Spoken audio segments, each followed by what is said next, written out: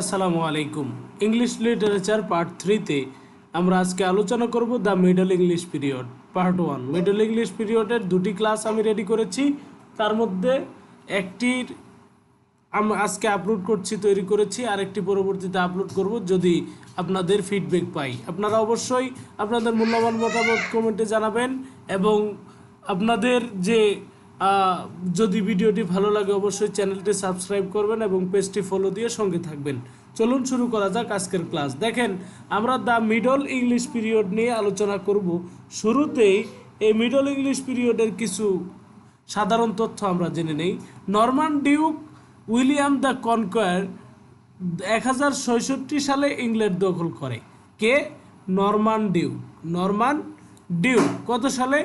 1066 সালে ইংল্যান্ড দখল করে। তার বিজয়ের মাধ্যমে ইংরেজি সাহিত্যের ইতিহাসে মধ্যযুগের সূচনা হয়।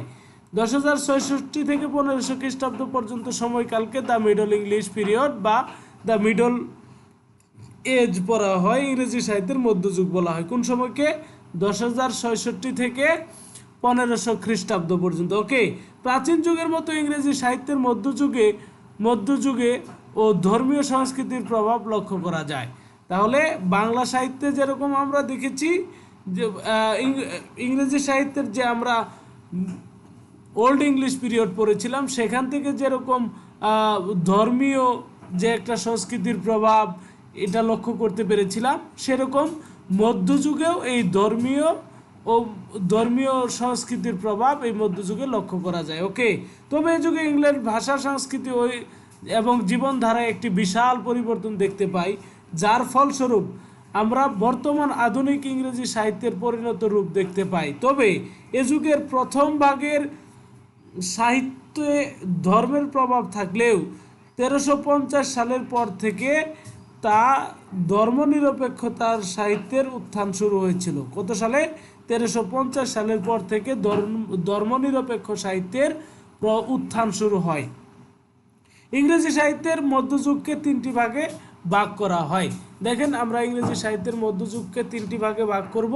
তার মধ্যে একটা হচ্ছে Anglo Norman period. Anglo Norman period, the age of Chaucer, এরপরে দ্য ব্যারেনেজ বা ডার্ক এজ। তাহলে ইংরেজি সাহিত্যের যুগকে আমরা কয়টা ভাগে ভাগ করলাম? মিডল ইংলিশ পিরিয়ডকে 3টা ভাগে। সেটা কি? The Anglo Norman period, the age of Chaucer, the barren age বা ডার্ক এজ। এই যুগের প্রধান বৈশিষ্ট্য হলো 3টা। কি কি? লাভ,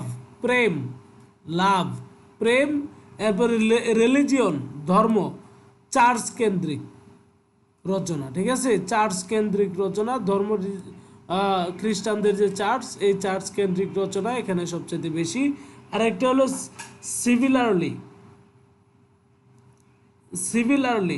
সিভিলারলি বীরত্ব। ঠিক আছে, এটা লক্ষ্য করা যায়। তাহলে লাভ, রিলিজিয়ান, সেভারলি এগুলা লক্ষ্য করা যায় কোথায়? ইংরেজি সাহিত্যের মধ্যযুগে এই ধরনের সাহিত্য লক্ষ্য করতে পারি আমরা। দেখেন, আমরা শুরুতেই অ্যাংলো নরম্যান পিরিয়ড নিয়ে আলোচনা করি। ইংরেজি সাহিত্যের মধ্যযুগে শুরু থেকে খ্যাতিমান কবি জিওফ্রে সুসারের জন্মের পূর্ব পর্যন্ত, অর্থাৎ 1066 থেকে 1350 পর্যন্ত সময়কালকে অ্যাংলো নরমান পিরিয়ড বলা হয়। তাহলে অর্থাৎ ইংরেজি সাহিত্যের মধ্যযুগ শুরু হয়েছিল 1066 থেকে জিওফ্রে সুসারের জন্মের আগ পর্যন্ত, 1350 খ্রিস্টাব্দ পর্যন্ত। এই সময়কালকে আমরা কি বলবো? অ্যাংলো নরম্যান পিরিয়ড বলবো। ওকে, উইলিয়াম দ্য কনকোয়ার 1066 সালে ইংল্যান্ড চ্যানেল অতিক্রম করে এসে হ্যাস্টিংস যুদ্ধে জয়লাভ করে ইংল্যান্ড দখল করে। অ্যাংলো স্যাক্সনদের, ওই যে যারা প্রাচীন যুগে ছিল, অ্যাংলো স্যাক্সনদের সর্বশেষ রাজা হ্যারল্ডকে পরাজিত করে তিনি ইংল্যান্ডের শাসন ক্ষমতা আয়ত্ত করে ইংল্যান্ডে নরম্যানদের রাজত্ব প্রতিষ্ঠা করেন। তিনি অ্যাংলো স্যাক্সন অভিজাতদের সমস্ত ভূসম্পত্তি নরম্যান ব্যারনদের দিয়ে দেন। অ্যাংলো স্যাক্সন অভিজাতদের বলা হতো আর্ল এবং নাইট, কিন্তু নরম্যান অভিজাতদের বলা হতো ডিউক ও ব্যারন। এ যুগের সাহিত্যকর্ম প্রধানত ইংল্যান্ডের নব্য শাসকদের মৌখিক ভাষা দ্য অ্যাংলো নরম্যান এ রচিত হয়। এ যুগের কিছু সাহিত্যিক এবং তাদের সাহিত্যকর্মের তালিকা হচ্ছে, তাদের রচিত সাহিত্যকর্মের তালিকা হচ্ছে, একটা হচ্ছে জিওফ্রে চোসার, বিখ্যাত কবি জিওফ্রে চোসার। অ্যাস্টোরিক ডেস অ্যাঙ্গেলস, এটা একটা হিস্টোরি। অ্যাস্টোরিক ডেস অ্যাঙ্গেলস এটা কি একটা হিস্ট্রি, ওকে।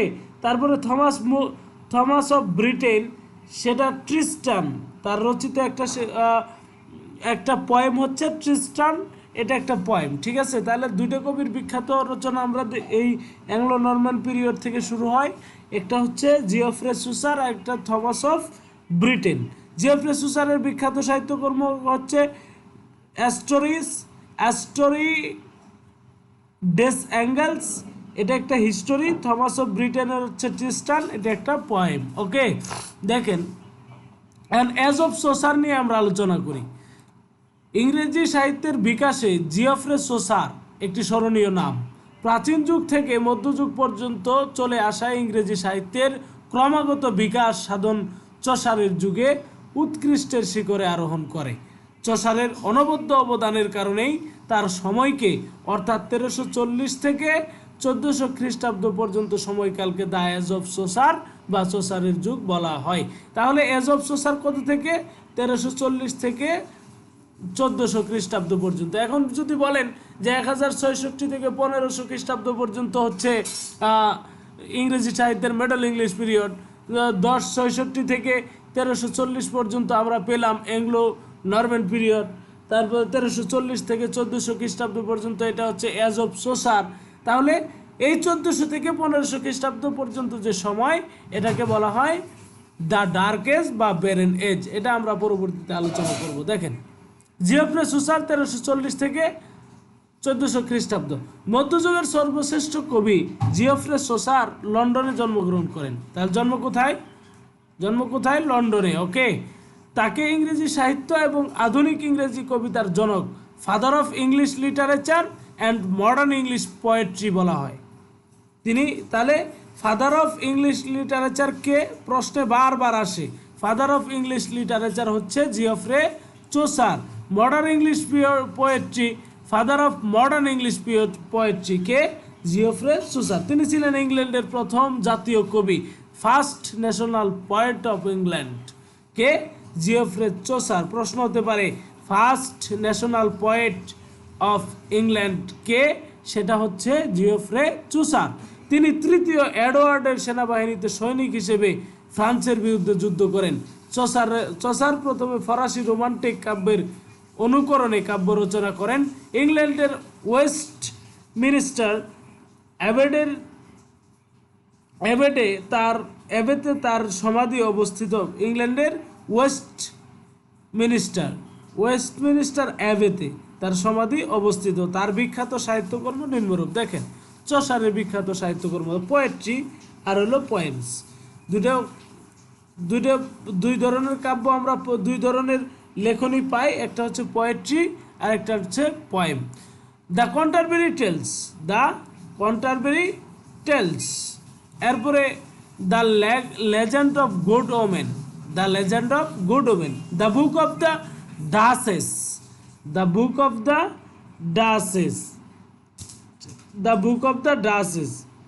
এরপর the Parliament of Fowls, house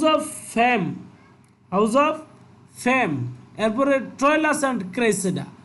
এটি হচ্ছে জিওফ্রে চোসারের পোয়েট্রি। কয়টা? 6টা। কি? Canterbury Tales, the Legend of Good Women, the Book of the Duchess, the Parliament of Fowls, the House of Fame, Troilus and Criseyde, okay.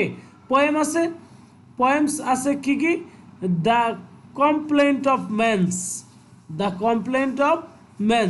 Complaint unto Pity, the Complaint of virtue, Venus, the Complaint of Venus. তাহলে আপনাকে বেশি প্রশ্ন আসতে পারে ট্রয়লাস and ক্রেসেডা থেকে, parliament of false থেকে, কন্টারবেরি tales থেকে এবং দ্য কমপ্লেন্ট অফ ভেনাস এবং দ্য কমপ্লেন্ট অফ ম্যানস থেকে, ওকে। আমরা এই সাহিত্যকর্মগুলো নিয়েও বিস্তারিত আলোচনা করব। চলুন সামনে আগাই। দেখেন দ্য কন্টারবেরি টেলস চসারের সর্বশ্রেষ্ঠ রচনা, দ্য কন্টারবেরি টেলস। তাহলে চসারের সর্বশ্রেষ্ঠ রচনা কোনটি? The Canterbury Tales. এই কাব্যে প্রায় 17,000 লাইন ও মোট 32টি চরিত্র রয়েছে। এই 32 জন তীর্থযাত্রী পেশা বিভিন্ন ধরনের এবং এরা নানা শ্রেণীর। এই 32 জন চরিত্রের মধ্যে ছিলেন টেবার্ড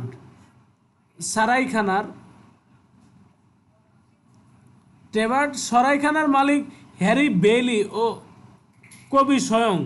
হ্যারি বেইলি প্রস্তাব করেছিল প্রত্যেক তীর্থযাত্রীকে যাওয়ার পথে দুটি ও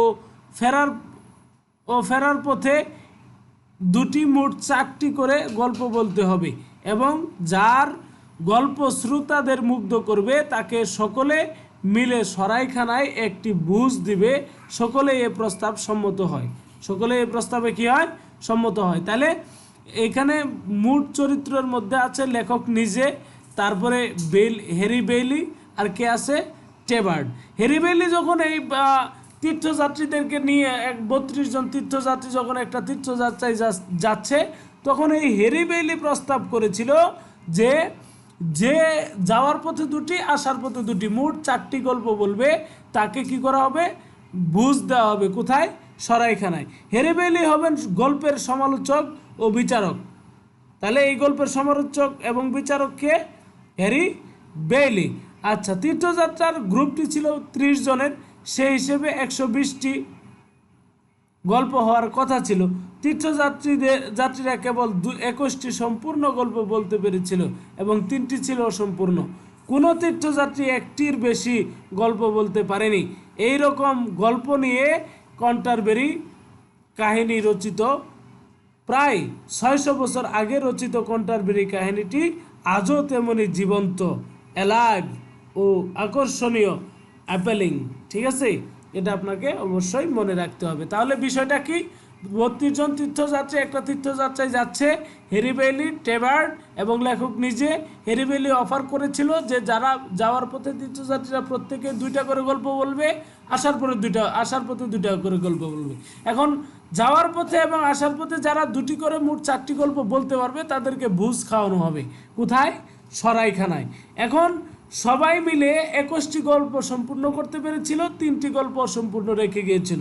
এই যে 3টি গল্প, এই যে এদের এই 600 বছর আগে রচিত এই কন্টারবেরি কাহিনী আজও জীবন্ত এবং আকর্ষণীয়। ওকে, দেখেন ট্রয়লাস অ্যান্ড ক্রেসিডা চসারের প্রথম পূর্ণাঙ্গ রচনা, ফার্স্ট কমপ্লিট ওয়ার্ক।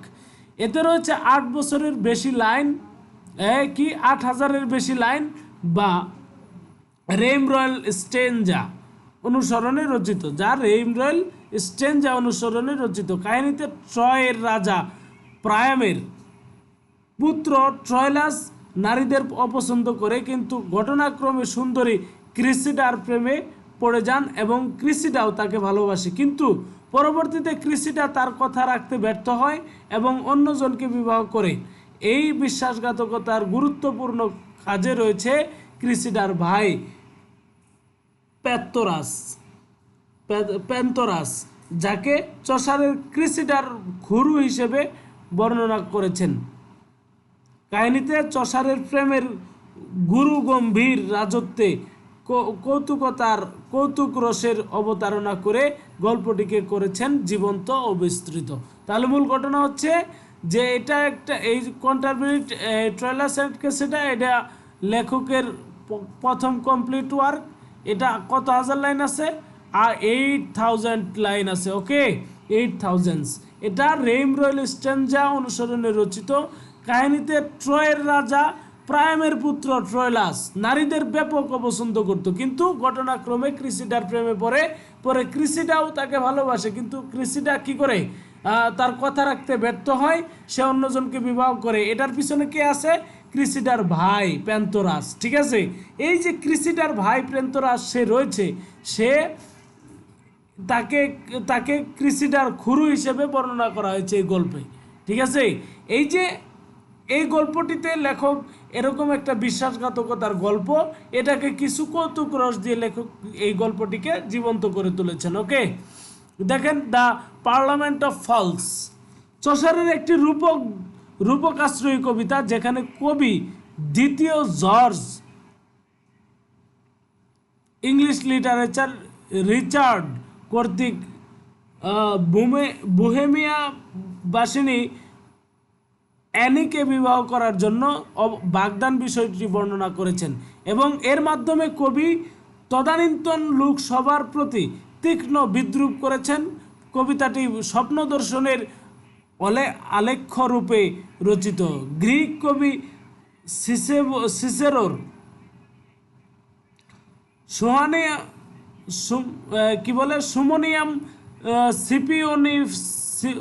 সুমোনিয়াম সিপিওনিস গ্রন্থটি পাঠ করে কবি ঘুমিয়ে চলে গেলেন স্বপ্নের জগতে। কবি সিপিওর মাধ্যমে চলে গেলেন সুরম কাননে দেবী ভেনাসের মন্দিরে। সেখানে কবি দেখা পেলেন কিউপিড ও ভেনাসের। তিনি ভ্যালেন্টাইন দিবসে দেখলেন যে সমস্ত অলৌকিক বস্তুকে এবং সব শেষে দেখলেন মহিষী দেবী স্বয়ং প্রকৃতি দেবী করস্থিত ঈগল পাখির ভালোবাসার পাত্রী নির্বাচিত করার জন্য পক্ষীকুল প্রধানদের একটি সভা আহ্বান করেছেন। প্রকৃতি দেবী বিহঙ্গকুলের জন্য লোকসভার একটি পূর্ণাঙ্গ অধিবেশ ডেকেছেন এবং এই প্রেমের অধিবেশনের বিহঙ্গরা একে একে প্রেমের বেকুলতার সুরকের হৃদয়ের বীণায় ধ্বনিত করে প্রকাশ করলেন। এক অপূর্ব আরণ্যক নাটক পাখিদের তর্ক বিতর্কের মধ্য দিয়ে সূচিত হয়েছে জেন্টাইলস ও সিয়ারলেসের মধ্যে বিরোধের রূপটি। তর্ক বিতর্কের মধ্যে প্রয়োগ হয়েছে ব্যঙ্গ বিহঙ্গের আকারে গালাগালি, কৌতুক রূপে জীবন্ত হয়ে উঠেছে সামাজিক নাটক, প্রেমের বিচিত্র প্রকাশ। ওকে, তাহলে এখানে আমরা এটাতে কি বললাম যে এটা একটা রূপক ধর্মী কবিতা। কবি স্বপ্নে দেখছে, ঘুমিয়ে গেছিল, কি করতে করতে বোহেমিয়া বাসিনীর অ্যানিকে বিবাহ করার জন্য বাগদান বিষয়টি বর্ণনা করা হয়েছে এখানে। ঠিক আছে, দেখেন দ্য হাউস অফ ফেম চসারের একটি স্বপ্ন দর্শন বিষয়ক কাব্য, যেখানে কবিকে ভেনাসের মন্দির থেকে স্বর্ণ ঈগল বয়ে নিয়ে এলো যশের প্রাসাদে। কবি এখানে লক্ষ্য করলেন যে কিভাবে দেব অনুভূত কৌশলে তার প্রার্থনা নিবেদন করেন। এরপর কবি গুজবের ঘরে গিয়ে দেখলেন গুজব কিভাবে সৃষ্টি হয়। এই কাব্যে দান্তের ডিভাইন কমেডি এর ছায়া পড়েছে, তবে কবি দান্তের মতো মাটির পৃথিবী ত্যাগ করে অতীন্দ্রিয় জগতে বিহার করতে চাননি। ঠিক আছে, তাহলে এই চসারের একটি স্বপ্ন দর্শন বিষয়ক একটি কাব্য হচ্ছে এই হাউস অফ ফেম। এখানে কবি ভেনাসের মন্দির থেকে স্বর্ণ ঈগল বয়ে নিয়ে এলো যশের প্রাসাদে। কবি এখানে লক্ষ্য করলেন যে কিভাবে দেব অনুভূত কৌশলে তার প্রার্থনা নিবেদন করে, এরপরে কিভাবে গুজবের ঘরে যান, কিভাবে গুজব সৃষ্টি হয়, এটা নিয়ে কবি বিস্তারিত বর্ণনা করেছেন। তাহলে জিওফ্রে চসারের বিখ্যাত উক্তি time and tide wait for no man, তারপরে patience is a conquering virtue, Patience is a conquering virtue. People can die of mere imagination. এটি হচ্ছে চসারের বিখ্যাত উক্তি। তাহলে আমরা বাকি কয়েকটা পরবর্তী পর্বে এই মিডল ইংলিশ পিরিয়ডের দ্বিতীয় আরেকটি পর্ব আমি আপলোড করব, সেই পর্বটিও দেখার জন্য আমন্ত্রণ জানিয়ে শেষ করছি আজকের ক্লাস। ধন্যবাদ সকলকে। আসসালামু আলাইকুম।